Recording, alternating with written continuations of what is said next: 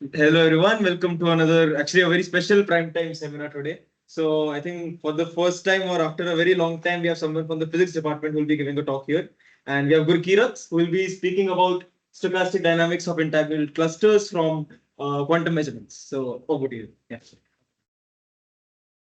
Yeah. Thank you for the introduction and for this opportunity to talk to you guys.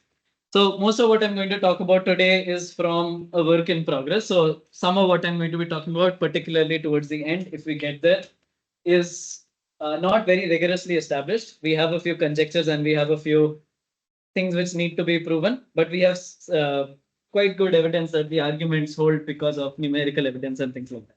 Anyways, with that disclaimer, okay, cool. So let's just begin. So what's on the menu today? So since there are many quantum-like words in the title, I should do justice and talk about quantum mechanics a little bit. That being said, the problem that I'm going to be talking about this side.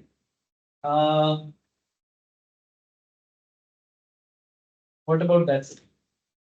I think it's like this one. Okay. This one? This one? Mostly on the online. I see. So this will mostly be on. I won't erase it. That's why I just want to keep it over. Okay.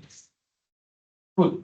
So since I'm mentioning entanglement and quantum measurements in the title, I need to talk a little bit about quantum mechanics, just from the perspective of motivation, let's say.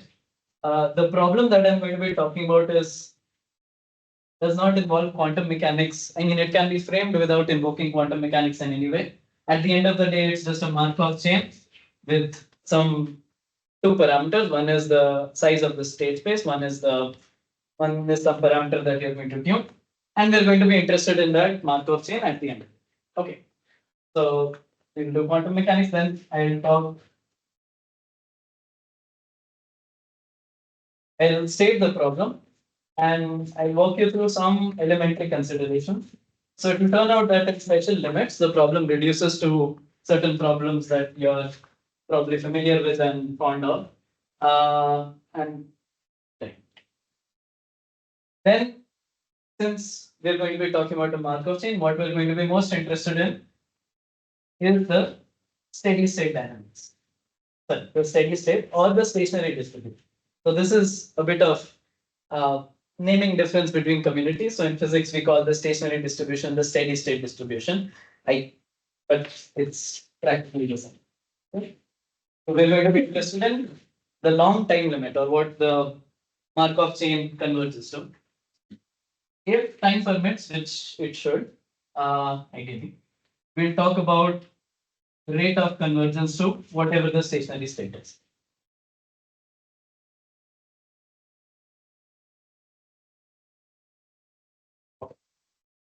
So in these two things, I want to sort of illustrate a few general principles that are followed in physics in the sense of, so the field of phase transitions and statistical mechanics is fairly well developed. And you see a few common things. So I'll just mention them and I'll point them out as we notice them. So what you'll see is that the rate of convergence typically diverges at a phase transition. And this is a generic feature of most phase transitions. And we're going to see that in this model as well. The steady state stationary distributions will show some sort of a power law behavior. So I'll specify what I mean by that. But if any of you are familiar with percolation and things like that, what you find is that the size of the percolating cluster at the transition is going to be a fractal object. So that is one way in which power law shows up. Okay, but anyways, those are just words for now. Let me just begin. Okay. So let's go through a decently long motivation from quantum mechanics. So I'll just start with the axioms because I'm assuming that people don't have much introduction in quantum mechanics. Okay, so the first axiom is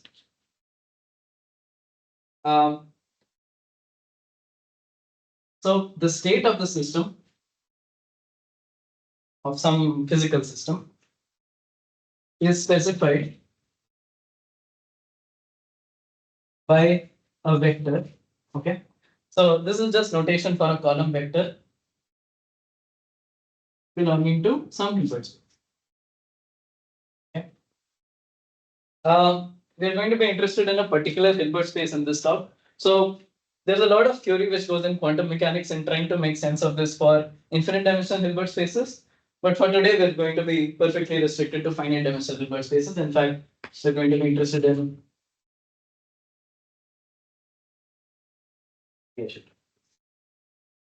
we're going to be interested in a tensor product of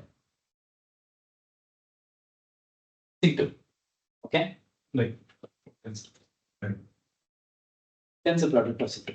So if you just want to write an explicit basis for this, it will be something like what I wanted to know is it like the Hilbert direction? is a tensor product.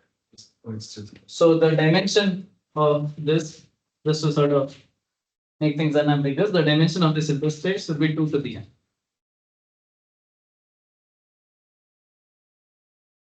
N is the number of copies of C2 that you have. So physically, if you've heard of this term called as a qubit, okay, this is essentially what a qubit is. It's essentially a two-dimensional complex vector space. And what people who are interested in quantum computing and things like that in physics want to do is that they want to tensor a lot of these qubits, like IBM and Google want to create like a large Hilbert space so that they can implement algorithms on this Hilbert space. That is essentially what they want to do. But for a mathematical audience, all you need to know about a qubit is that it's C2, and all you need to know about the Hilbert space is that it's a tensor product of individual Hilbert spaces. And in this language, a lot of things like entanglement will be more easily stated than they are in, let's say, pop science. Okay. So this is the first axiom that the state is specified by an element of a complex vector space with the norm and things like that. Okay, I should specify that. So the inner product of some vector psi and phi is going to be denoted as this. Okay. So for those, like, so as I said, these can be interpreted as column vectors. So naturally, this will be interpreted as a row vector. And the way you get this vector from this vector is that you just take the conjugate transpose. Okay. So if we were dealing with infinite dimensional Hilbert spaces, then probably a better way to talk about this is that it would be the dual of whatever vector that you have. And, but we don't need to go through. Okay. I'm just establishing some of the notation. Okay. So now that we've specified what describes a state, what happens to physical observables? Okay, what do you measure? What are the properties of the system? so your inner product is linear in second variable. Yes. Okay. So it's Yeah, that's it. it's not going to be too important. So okay, so what are the properties or observables? So in classical mechanics, or usually when you go to the lab and you measure something, you get a real number. You don't get a complex number. And because of that, we'll be restricted in quantum mechanics. You're usually restricted to Hermitian operators. So for every physical observable, there exists a Hermitian operator. Hermitian is just another word for self-adjoint. If you take the conjugate transpose, you're just going to get the same thing. It is a linear operator which acts on a Hilbert space. That is your definition of an observable. Anything which satisfies this and hermeticity. So I will write self-adjoint for now. Anything which satisfies this is a physical observable, and it's hypothesized that anything which satisfies this can be measured in an experiment, even though it might be quite challenging practically. Okay. So these two things talk about what the state is and how its properties are described. But at the end of the day, you want to interact with the system, or you want to evolve the system. So the next two axioms are going to talk about precisely that. So the third axiom is the measurement axiom. Okay. And is the context in which we will be most interested in. So the idea is, okay, this is going to sound a little bit vague, but let's say your system is in a state psi. Okay. Then what is the probability that upon measuring it, you find it in a state phi? Okay. And the probability of this is going to be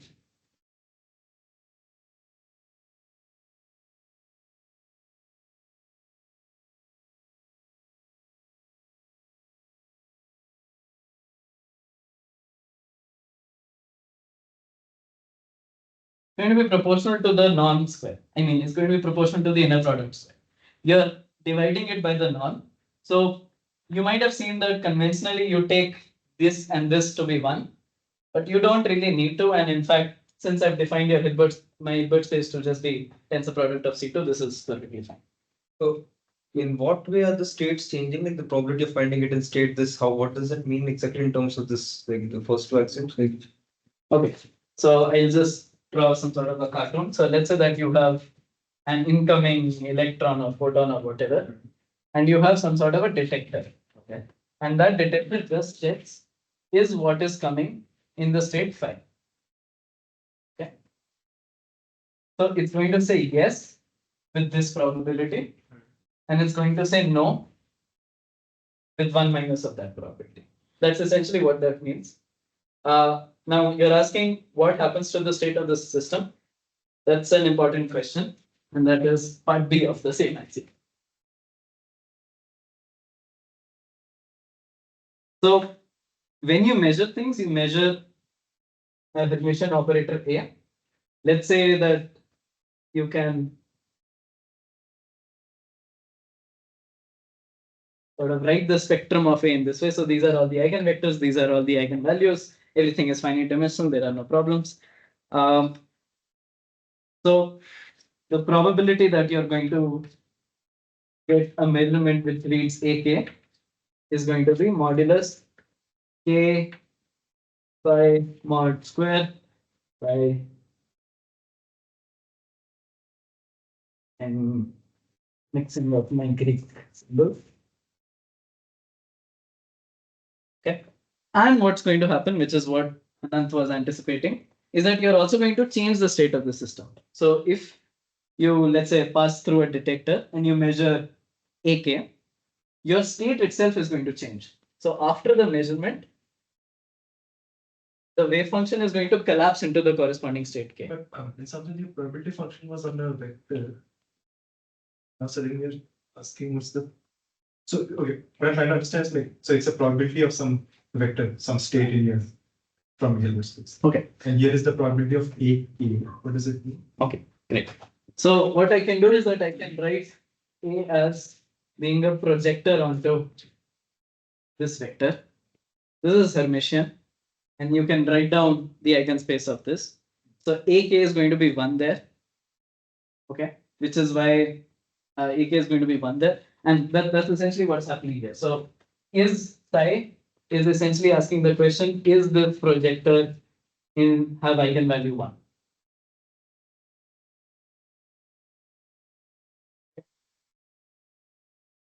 Does that make sense? This is something which is a bit counterintuitive compared to our everyday experiences. And in fact, this is the axiom which sort of gets lost in classical mechanics, and it's very hard to sort of capture this experimentally. And up until like, let's say 10 years or something ago, we were not able to do this. And what we instead relied on to probe and access quantum mechanics was instead what is known as unitary evolution. Okay. So when you measure a system, it's projective. Okay, I've not stated it that way, but okay, there you can see that checking if a state is in state phi is essentially like measuring the projector. So if you have a closed system as in you're not sticking any probes into it, probes or measurement devices, then what you can say is that the state at time t is going to be some unitary times the state at time t naught. Okay. And these 4 axioms are what defines quantum mechanics. Okay. Now, have people heard of what a Hamiltonian is? If people have heard, then I can draw a connection. If they've not heard, then maybe not. So this unitary is going to be related to your Hamiltonian, if you're familiar with it, through this expression. Okay. And this is what technically it should be T minus. minus T, not minus H. Okay. Cool. So this is a crash course in foundations of quantum mechanics. So So when you say measurement, it is just application of a Hermitian operator on a state. Is that correct? Is measurement a Hermitian operator? So you measure the Hermitian operator, but psi doesn't go to a psi. Psi goes to one of the eigenvectors corresponding to what you measure. So if you measured AK, so if AK is measured, then psi is going to change to K. If you were to measure AK dash, let's say, then psi would go to K dash. I think the question when you say measurement, exactly Mathematically, what is it? Is it acting? It's acting as a projector. Oh. Okay. So you can write this as psi is getting acted on by just to KK. Okay. Right. That's essentially what is happening. Right. But the thing is that, so what you'll see is that these normalization factors, because of these things which play a role in whatever you compute, these two only differ by some constant, and that constant is going to be this product. this inner product, and that inner product can be done away with. It's not going to affect things. But essentially, it's like acting on it by a projector. Okay. Fine. Is everything okay? So can you sorry the second one I kind of lost. What was curly? curly is a physical observable. Oh, okay, so right. Is my handwriting too small? Any side. So if you have a physical observable, we're going to have a linear operator. And that's the measurement. Yeah, you can measure these linear operators. That's correct. Okay.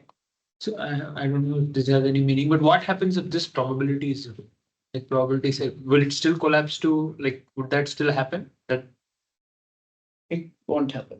won't happen. Yeah, if probability, okay, so in physics land, if probability is 0, it doesn't happen. Oh. And since everything is finite dimensional and finite state space, I'm not, you're asking me a question about sets of measure 0, I will stay away from that question. Okay, cool. So, but while I am talking about this, I should mention this, although it's not going to be important at all, that there is some tension between axiom 3 and axiom 4. Which is known as the measurement problem, which is an open problem in the foundations of quantum mechanics and is what has puzzled people for at least a century now. So the point is that what is a measurement? So you have a person, should doodle, I don't see where it says. So let's say you have a person and you have an experiment. Okay. So the person is measuring something in the setup, and that's acting on the state by some sort of a projection. But if you were to consider this as your system, as the person is also being described by quantum mechanics, and this is also being described by quantum mechanics, then there is no measurement happening. There's only unitary evolution happening because you have a closed system. There's nothing that is probing this. So how do you reconcile the two? Like, why are they distinct axioms? Why can't you get one from the other? That's actually an open problem. It's fun to think about, but it has been thought about for quite some time. And there are many hypotheses as to what happens. Like if you've heard of what is many worlds theory, I mean, okay, there's a lot of garbage that goes out in that name, but okay, that is one of the theories which reconciles the. Is there some physical meaning to this fourth axiom? Like, I mean, like again, some physical meaning to this. Like you have this person measuring something, so something for this axiom 4 as well. So axiom 4 is essentially your quantum analog of these equations. Okay. So Newton's second law tells you that you have some forces, and that will determine how the system evolves. Okay. So this forces is your analog of this unitary or Hamiltonian, and how it's evolving is essentially how psi t is related to psi 0. Okay. This is the new part. This is where the probability and quantumness and all these things are. Okay. And in fact, in most practical setups, you won't be able to do this. What you'll end up doing. Okay, we can do this calculation right now. What you'll end up doing is that you'll end up measuring the expectation value of an operator. Okay. So This is just a fact of life considering, yeah, a lot of these are just facts of life. There is no rigorous derivation of all of this as far as I know. So you can sum over all the possible outcomes, AK times EK of AK. And this you can write as, so I'm going to open up that inner product square to be like psi K K AK psi divided by psi. Okay. So from linearity, you can just pull in this summation. And if you just sum this up, what you're going to see is that this is essentially the operator that you started out with.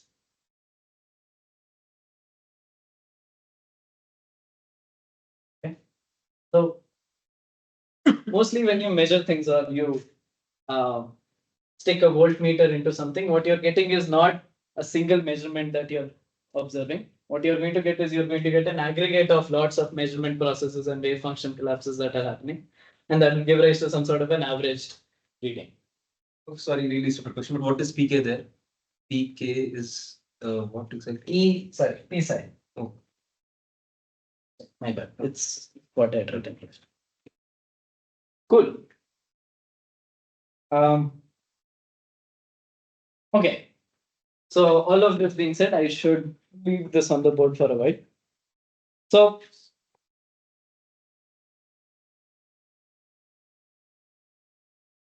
the kind of things that we're interested in is what happens if you have a collection of interacting quantum degrees of freedom, and in the limit where n goes to infinity, which is essentially quantum matter. So superconductivity, superfluidity, all of those come from these considerations. But in all of those considerations, what is interesting is not the measurement aspect of things, but rather the Hamiltonian aspect of things. The Hamiltonian is such that it gives rise to interesting things. But what has been made possible is that you can essentially discover phase transitions using this measurements, and that's going to be the concern of today.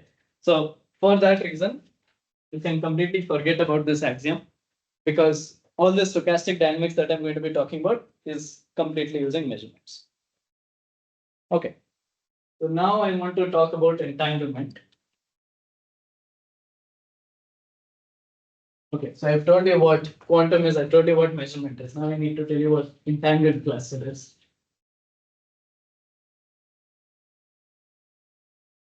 Okay, so your Hilbert space has a very natural tensor product structure, and that's essentially what allows you to define what entanglement is. So let's say your Hilbert space consists of two subspaces. I mean, okay, it's a tensor product of other Hilbert spaces. So you say that psi in HA tensor HB is unentangled.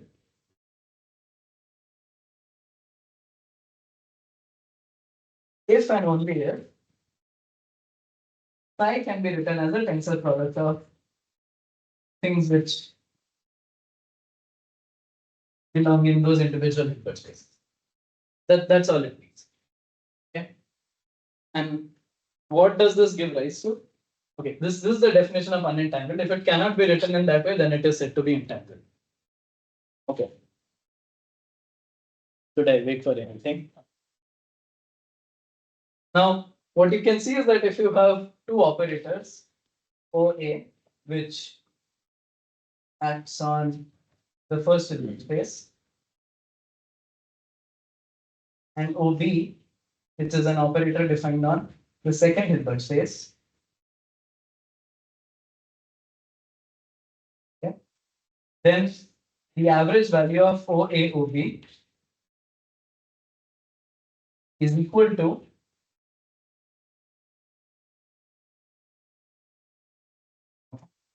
so this is true if your state is unentangled.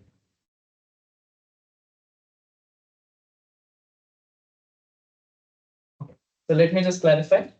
So when I write this product, it's defined on this tensor Hilbert space. So when I actually write this, it's actually OA tensor identity acting on B, and this is identity acting on A, tensor O on B. Okay. So what you can say is that the lack of entanglement is essentially a lack of correlation between observables defined on your system. So entanglement is essentially a fancy word for quantum correlations. That's all that you need to know. It comes up because of some tensor product structure, because of the fact that your state is defined on a Hilbert space. But at the end of the day, this is how you can physically interpret what entanglement is. But your observables are not dependent on the state psi, right? Because Correct. So, okay, I can work through this. Can I erase this?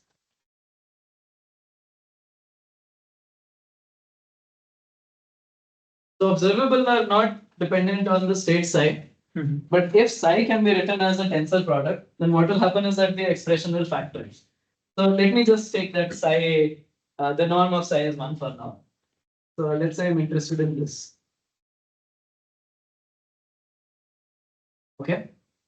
If psi is unentangled, then I can write this as psi A tensor psi B. And this is going to be OA tensor identity. And this is going to be identity acting on A tensor OB. And this is going to be psi A tensor psi B. Okay.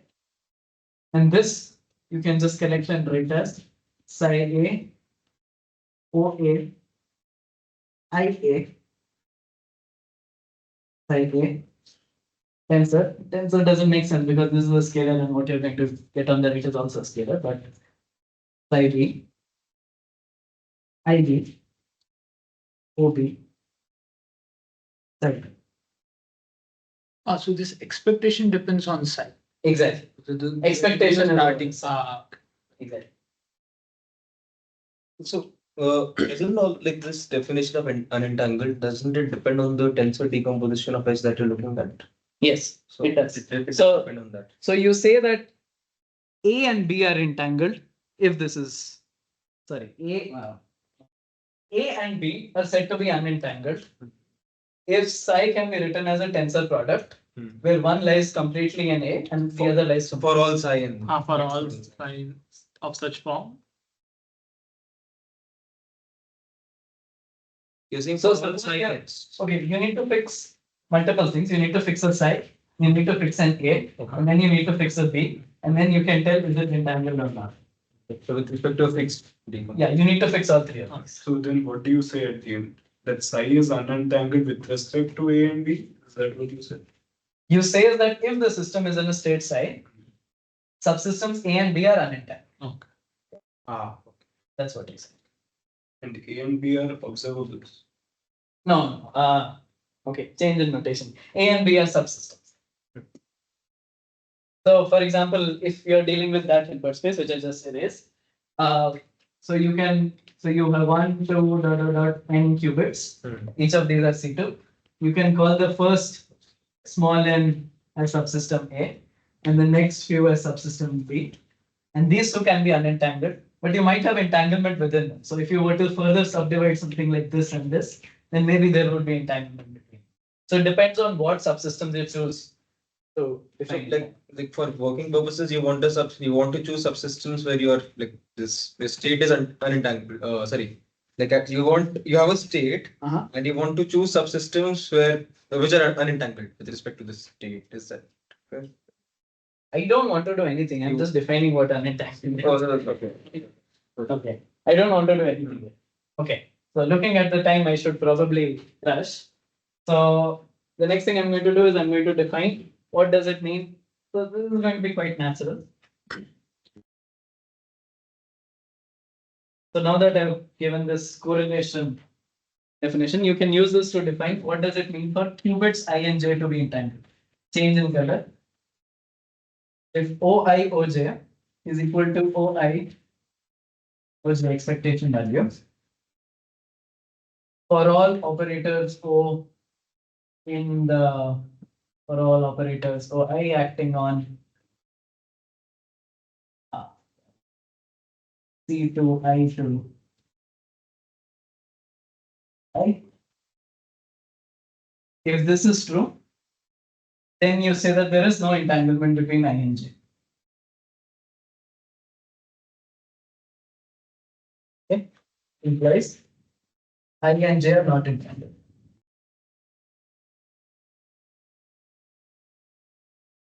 Okay, all of this is defined with respect to a state. So you have a psi. Okay, if for a psi this is true, then you say that in that psi I and J are not entangled. Okay, great. Now what you can do is that you can use this to define an equivalence relation. I is related to J. I and J are entangled. Okay, if I is not equal to J. This is not a very general equivalence relation in the sense that it's not commonly considered, but for the purposes of the model that I'm going to be talking about, this is going to be useful. And since entanglement is only defined for I not equal to J, you can sort of, in an ad hoc way, you can add the reflexive property.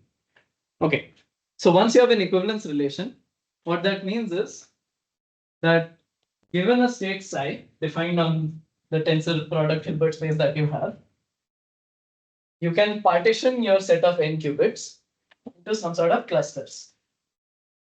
So you can have something like this. So 5, 6, 7 are entangled with each other, but they're unentangled with anything here, so on and so forth. And this is the setup that we're going to be dealing with. So now that I've defined, okay, so we started with a very complicated wave function psi, but now it turns out that for given choices of measurements that we're going to perform, we sufficient to work with just these partitions. Okay. So now what is your stochastic dynamic? So I'm going to define a Markov chain.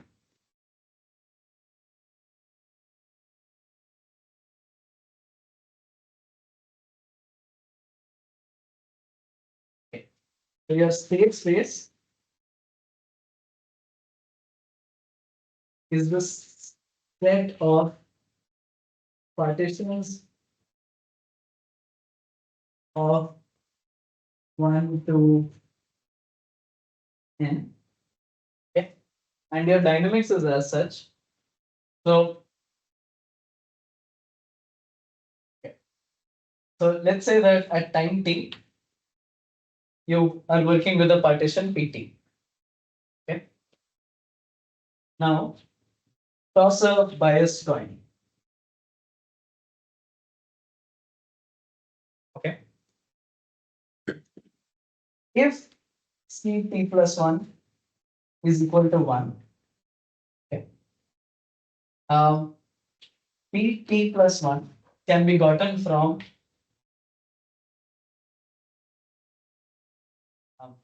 okay, I'll just say this in words. If Ct plus 1 is equal to 1, pick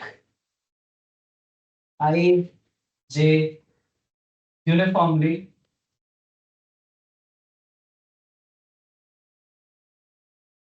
from 1. So I'll call this equal to S. Yeah, I mean, we'll call this equal to S, not the entire set of partitions. From S cross S. Okay, so you pick any two. And then what you do is that you merge the clusters. Okay, corresponding to I and J.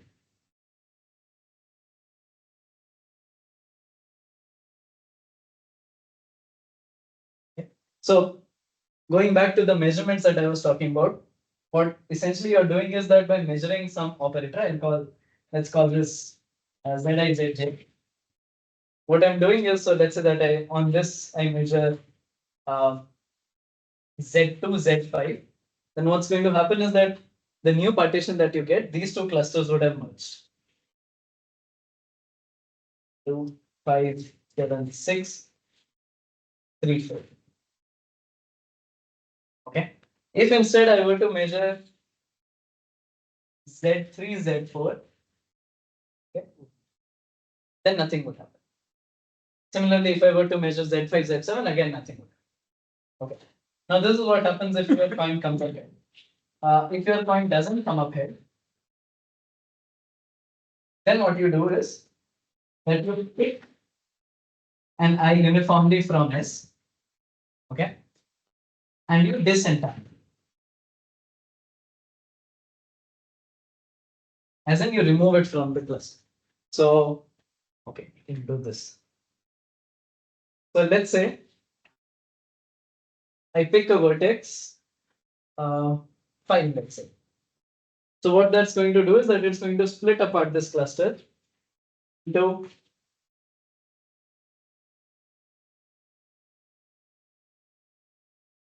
something like this. Okay. If I were to do it to 2, then what would happen is that 1 and 2 would split up. Okay. If I already had an isolated cluster, let's say 8, and if I were to measure 8, nothing would happen. Basically, what's happening is that you're measuring xi, let's say. Okay, these x's and z's have meaning, but they're not useful for us right now. So let's say you're measuring some qubit. So you're projecting onto a state, a well-defined state of the system.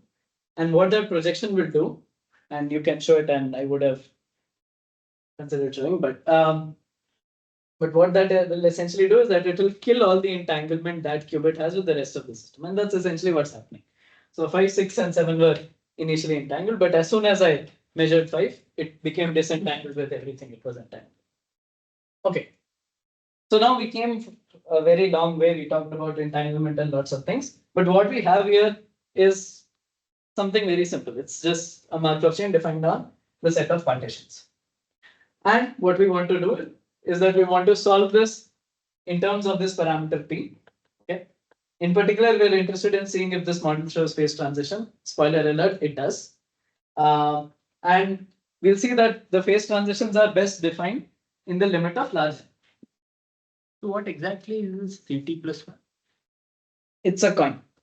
Right. I mean, like, so if it is 0, then you said that it's like making a measurement and then that would disentangle it. But what is that other part? What is that? That is also measurement, but instead of measuring a single qubit, you're measuring a pair of them. Okay. And it turns out that there's a way to measure a pair of them which creates entanglement. Okay. Okay. So essentially here what's happening is that you're measuring 2 and 5. Okay. And what that will do is that it will, like in terms of the equivalence relation that I was talking about, it will cause 2 to be equivalent to 5. And what that will lead to is the entire thing will become an equivalence class. What is the goal here, by the way, in terms of measurements? Like, what is your goal? It is to see what kind of phase transitions you can get using only measurements without using any unitaries, without using any Hamiltonians, and so on and so forth. And it turns out that the kind of phase transitions you get are qualitatively different from the kind that have been studied in the past. For example, superconductivity, superfluidity don't have the kind of phenomenology or physics that I'm going to be discussing. Where does the parameter P come from?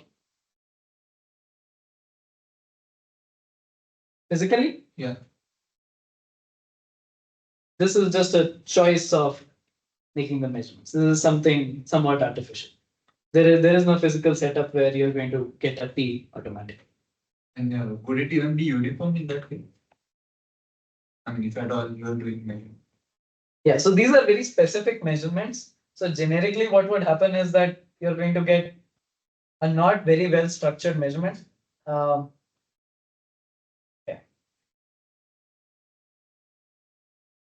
Well, what I'll say is this. This is a toy model to study phase transitions in this new setup of measurements and stuff. It does not represent a naturally occurring physical setup, which is why such problems hadn't been considered in the past.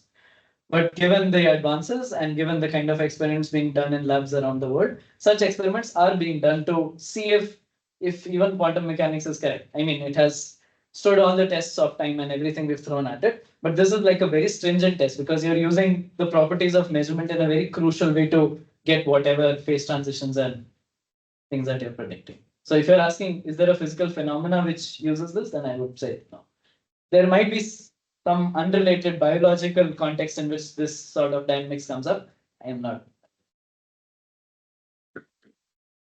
Say phase transition and what, right? Yeah, I'm going to. Okay. So let's sketch things in terms of the parameter P. Okay. So P is equal to 1, P is equal to 0. And let's just take these two cases and see what happens. So let's say that P is equal to 0 and you're starting from a partition. P at time 0 is just the entire cluster. Everything is a single cluster. Okay. Okay, first of all, tell me what do you think the steady state is for this point? All isolated. All isolated, exactly. So the steady state is just going to be 1, 2, n. So, but suppose you want to start from this. How long does it take you to go from here to here? Okay, that's a random variable. Let's call that T0. Doesn't matter too much, but for now let's call it T0. How long do you think that will be? So this is actually a very famous problem. This is Popin collector. This is exactly Popin collector problem. So what you can show is that expectation of T naught is going to go as n log n. Okay. So can people see how it's Popin collector? So I'll just explain this. So you want to make every qubit I into a singleton. So you want to measure every qubit at least once. So you're collecting qubits or you're collecting coupons associated with each qubit, and the time it takes is n log n. What happens on the other side? So this is also quite interesting. So you can guess what the steady state is going to be. It's going to be that. Everything is 1 plus. Now let's say you start from 1, 2, and you ask, how long does it take to go here? This is also a famous problem. Not coupon collector, but okay.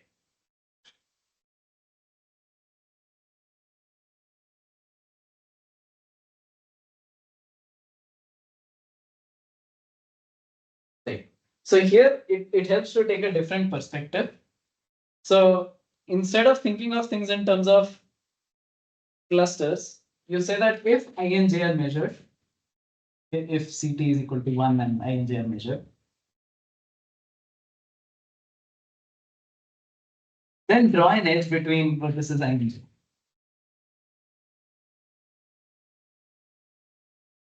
Connectedness of the graph. Sorry? Is it the connectedness of the graph? Exactly. So all of these clusters that you have will become the connected components. And I'm asking you, when do you get a fully connected graph? This is a famous problem. This is known as the Erdös graph problem, which was talked about last time, and I think next time also it's going to be talked about. Okay. The expectation of theta you can show is going to be n log n by 2. This is precisely the Erdös problem. You're adding edges uniformly one step at a time, and you're seeing how long does it take to get a fully connected graph. So that's one more reason why this problem is interesting, because on one hand you have coupon collector, one hand you have Erdös. Here you don't have any giant component in the steady state. Here you do have a giant component in the steady state. So just by looking at this, you can surmise or you can conjecture that there should be a critical probability, okay, below which you are going to get small clusters. By that, what I mean is that the largest cluster is going to be O1 in size. It's not going to scale with the system size. Here, what I'm going to find one large cluster, a giant component, okay, which is going to be On in size. Okay. And this is the phase transition we are interested in solving for. How long do I have? Do I have 15 minutes or More than. more than that? Ah, great. And what happened with PC? Is there a double jump or?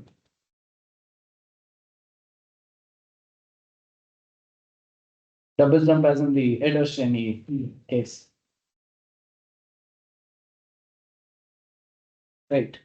So there is no double jump. So in Erdös Rényi case, what happens is that there are two transitions. One is where you get a giant component.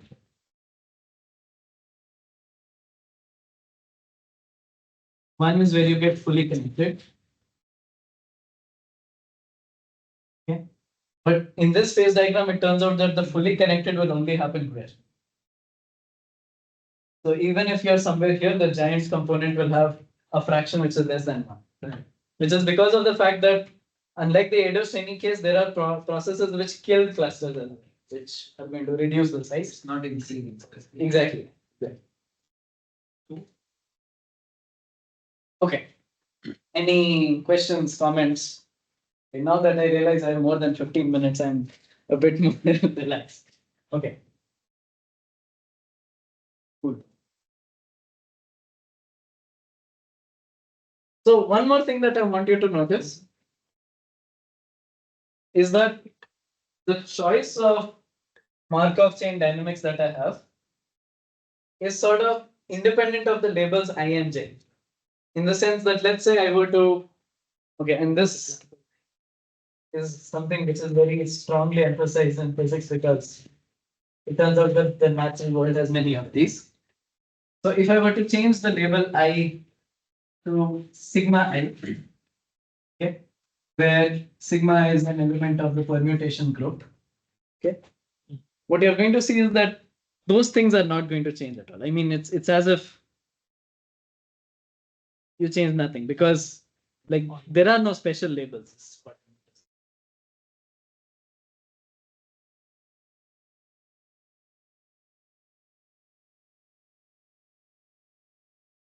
Or in other words, if you were to take the transition matrix for this Markov chain, and if you were to apply this transformation, you would get the same transition matrix again. Now, what that suggests is that by keeping track of all the clusters and all the partitions and things like that, you're sort of encumbering yourself with a lot of information that you don't really have a lot of use for. So like you don't need to know that 1 and 2 are in a cluster of size 2. You just need to know that there exists a cluster of size 2. There exists another cluster of size 2. So what I'll do is that instead of describing the state of the Markov chain in terms of an explicit partition, it's better to do, better to define some variables. See what notation I use. So I define nk at a given time t, okay, to be the number of qubits, okay, that belong to a component or cluster of size k. Okay. So for example, in this figure, n1 is equal to 1 and n2 is going to be 6. Okay. Now just some remarks just to nk is going to be divisible by k.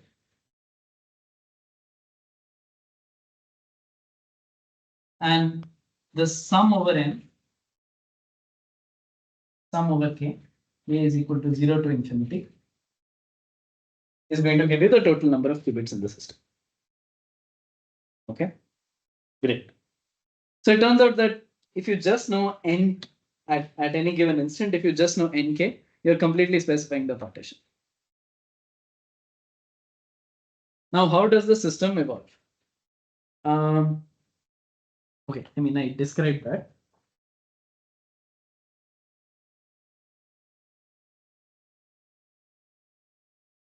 Get it.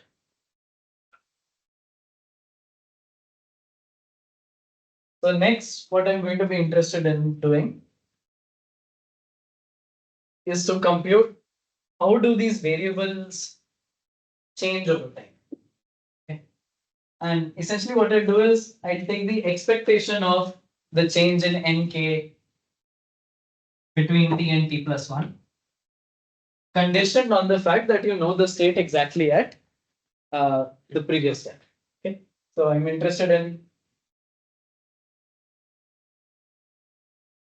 nk t plus 1 minus nkt, conditioned on the fact that you know nt completely. Oh, you know all the k.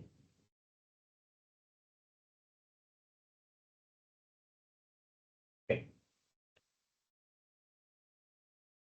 So, you know, NKT for a, okay, wait. You're fixing a K here, isn't it? What? I know the complete partition at time t, Okay, all of it, okay. all of it. Okay, What is the expectation value of the change in nk? in NK. So this is something you can compute, and this is something which, let's see. So, okay, first let me take two cases. So in the case where k is greater than 1, okay, when k is equal to 1, there's some more stuff which happens. But okay. So suppose k is greater than 1. Now let's see what are all the ways in which nk can increase. Really sorry. Just when you take set of the set NKT, you're saying you know all the information about the clusters of size K or like all clusters, All of any them. size, All of them. any size. Any size. Okay. I can omit this subscriptor. Anything. Okay. So what are the ways in which nk can increase?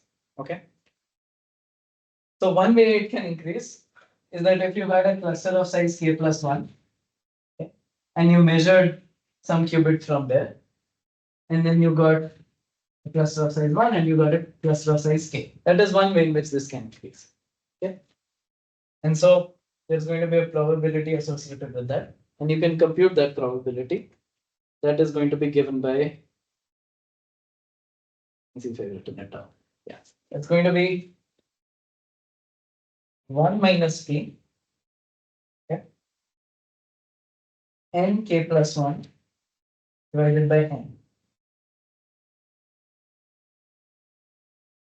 Okay, so this is just the probability that you're picking something from a k plus 1 cluster. Okay. And this is the probability that you're disentangling something rather than you're entangling something. Okay, we're not done, not even close. Then there's another process, which is you can entangle a cluster of size I and a cluster of size j to get a new cluster, which is of size I plus j is equal to k. Okay, and that's going to give you another term, which is going to be plus k into p, some I equal to j. If I equal to j, you're going to get some correction factor, which I'm going to talk about. I plus j is equal to k, n I n j divided by n n minus 1. Okay. Then what can happen is that if k is even, what you're going to have is you're going to have p n k by 2 n k by 2 minus k by 2 divided by n n minus 1. Okay, so this extra factor is why I was careful to sort of, but I can sort of do away with it and only keep track of this minus k by 2 term. Okay, what are the ways in which nk can decrease? Okay, it can decrease. Yeah. What writing style this isn't? These are the ways to increase. These are the ways to decrease. Minus k. So one way it can decrease is that you have a k cluster, and you measured you unentangled one of its vertices, and that's going to give you a k minus 1 cluster. So nk is going to decrease. Okay, this is wrong. Yeah, this is correct. Yeah, nk by n minus k p n kp n minus k by n into n minus 1 by 2. Okay. So how do you get this one? This is essentially the probability that the k cluster that you had, okay, has gotten entangled with some other cluster. Okay. And right.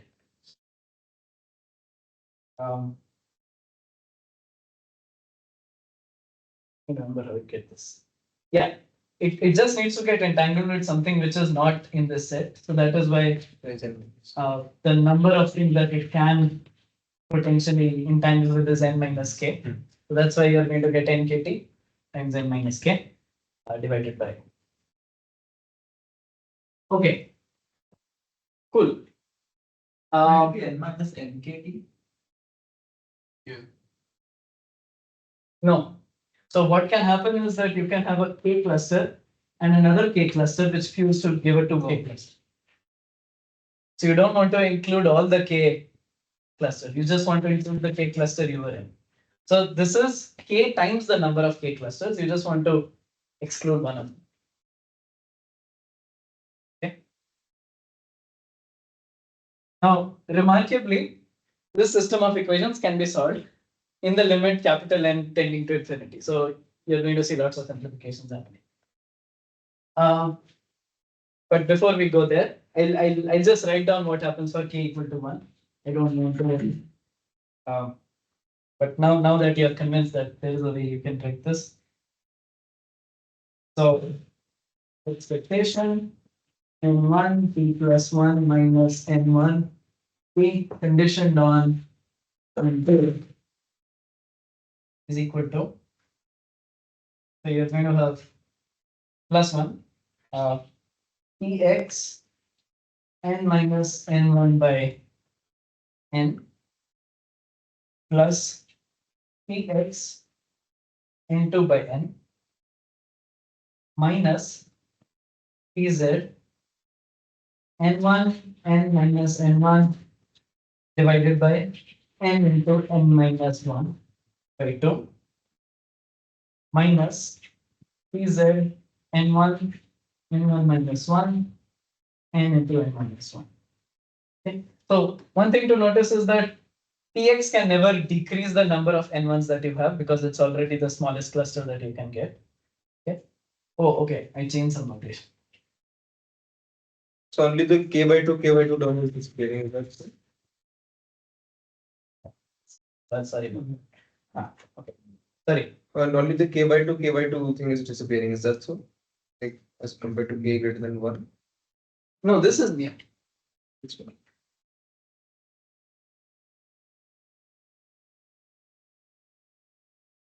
And the reason why this is happening is that whenever you disentangle a qubit from a large cluster, you're always going to get a one cluster out of it. And that's sort of this extra contribution that you get. And you can verify yourself if you're willing to do so. If you sum up all of these, you're going to get 0 as you expect. Right. Cool. So as I said, I promise you that we're going to solve this and we're going to get this phase transition. And the way we're going to do that is that we're going to claim that in the limit n tending to infinity, expectation of nk okay, not good there.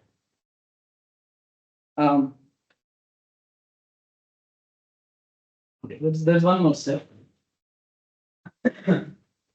So I can write expectation of nk t plus 1 minus nkt conditioned on nt. The entire thing not conditioned on nt as expectation of nkt plus 1 minus nkt conditioned on nt. Okay. Do people see this? So you want to see what is the expected number of vertices that change. You're computing what is the expected, I mean, we just calculated it. What is the expected change given that at the previous step you had some distribution. And now you're computing the expectation that you have that distribution. Now you're summing over the probabilities associated with having that distribution. Now for a steady state, or also known as the stationary distribution, once you've reached the stationary distribution, what you're going to get is nkt plus 1 minus nkt should have expectation value 0. So this thing should go to 0. If you're interested in the stationary distribution. Because it should become time independent, so that thing should go to 0. And this thing we just computed. So you can just try to take the expectation of the entire thing. You can do expectation. You're going to get an expectation here. You're going to get an expectation here. You're going to get an expectation everywhere else. I'm not going to do it. Okay.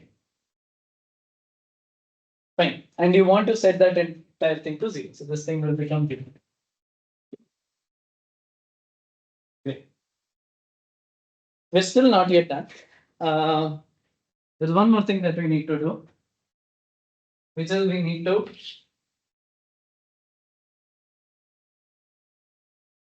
I'll call this stationary distribution as nk. I'll just call it nk. Okay, I'll remove the t subscript for the t superscript for the stationary distribution. So I'm going to claim that the limit as capital N tends to infinity of expectation of nk by n is going to converge to something which I'm going to call fk. Okay. So this is the fraction of qubits that you have in a K cluster.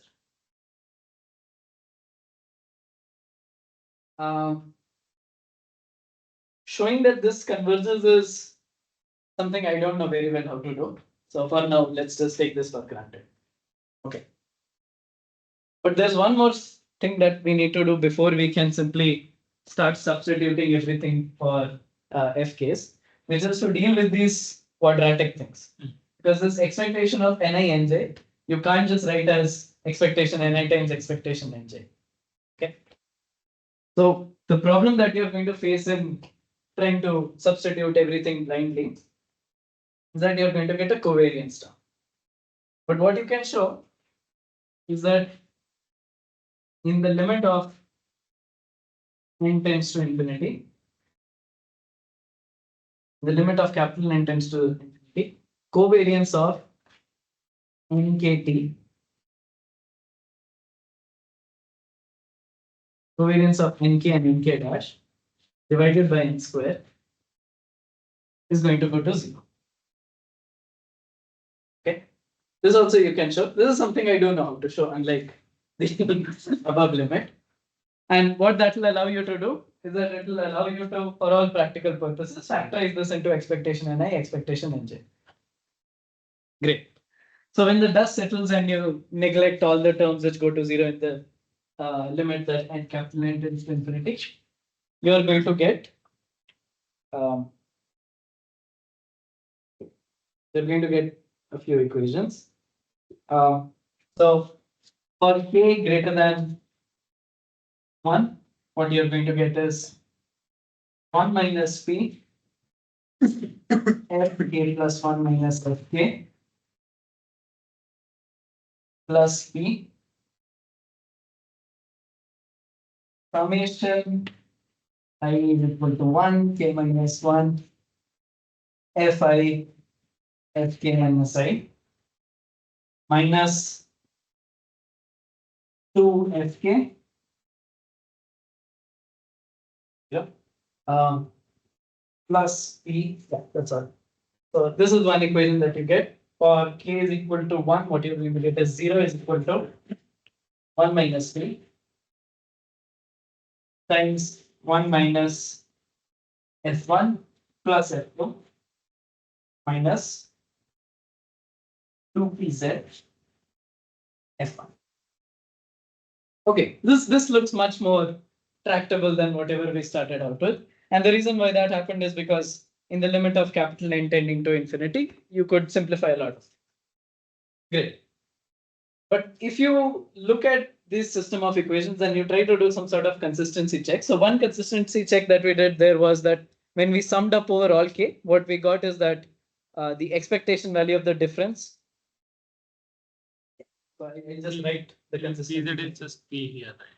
PZ notation. Good. Yeah. Sorry. PZ.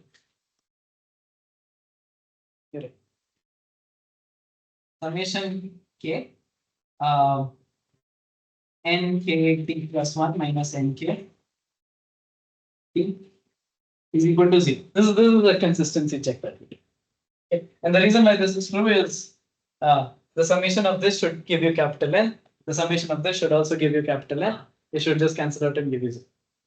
Similarly, you would expect that sum of f k is equal to 1 to infinity. Okay, should be equal to 1. You would very naturally expect. But this is not true. Okay. And the reason why it's not true, which is something that my friends who are sitting in the audience told me, is something known as Fartow's lemma.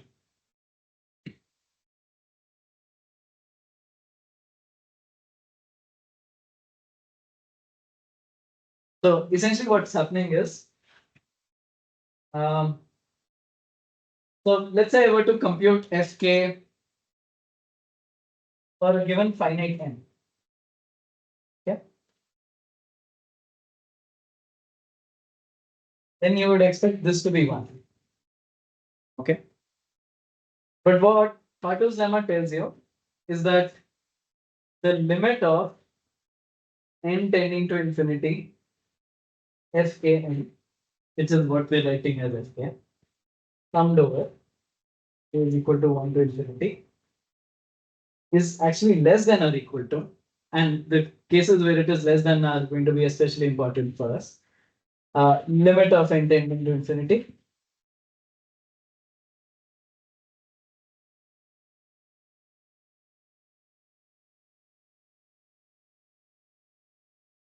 okay. So this is going to be 1, that is guaranteed, and by as a consequence this entire Rx case is going to be 1, but this need not be 1. And just to see why this is happening, we can take a very simple example. If you consider the case where p is equal to 1, oh, it is time to end. Okay, thank you for, okay. Okay, I'll say a couple of things then this time. So if you just say p is equal to 1, what you're going to see is that the entire thing is one cluster. So fk of n is just going to be 1 for k is equal to n. Okay. And if you were to take limit of capital N tending to infinity, what you're going to get is fk is equal to 0.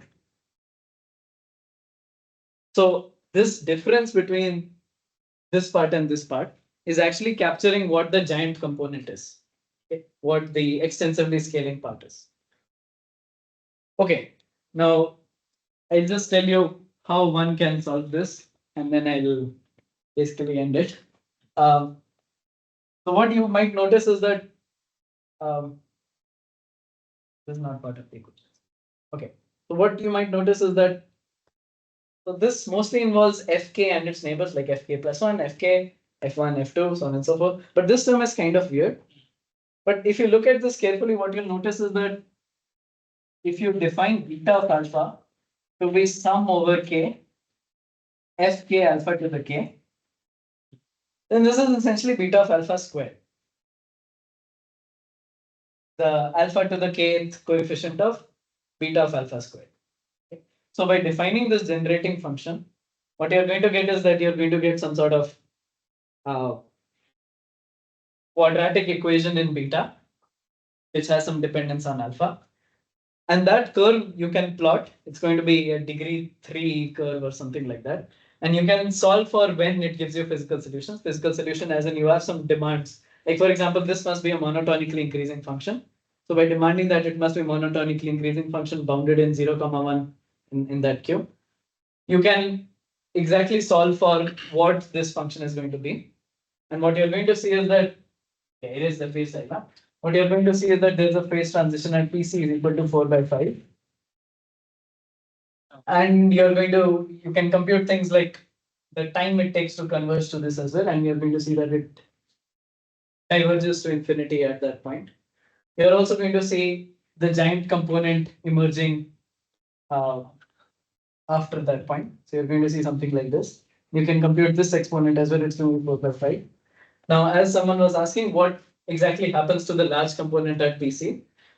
So what you'll find is that you can exactly solve for nk at PC, expectation of nk. Okay.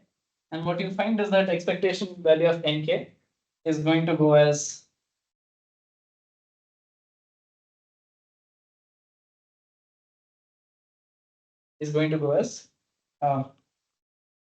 b by 2 root pi